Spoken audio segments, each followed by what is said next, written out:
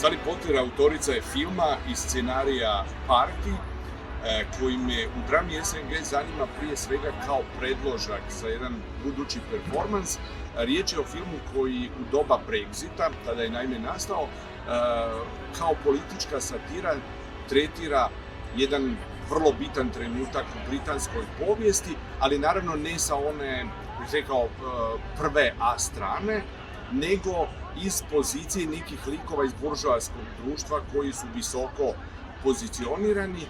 koji naizgled nisu bitni, ali preko njihovih odnosa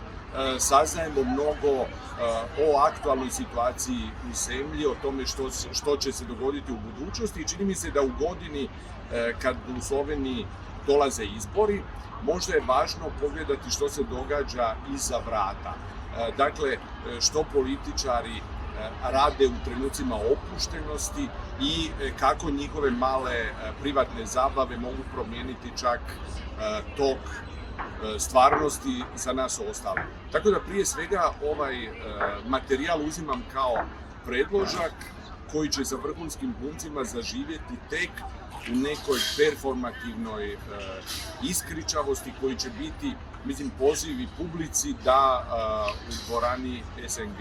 drame sudjeluju u jednom pravom velikom partiju.